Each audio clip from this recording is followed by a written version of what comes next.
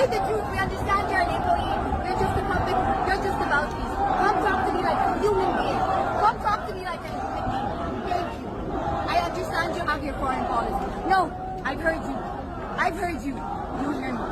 I understand you have your foreign policy. I understand you speak for your government. I understand you represent your government.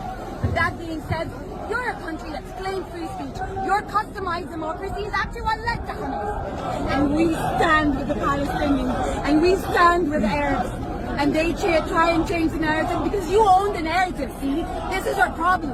You own the narrative. You own the United Nations. You own Hollywood. You own all these mouthpieces. Where are our voices?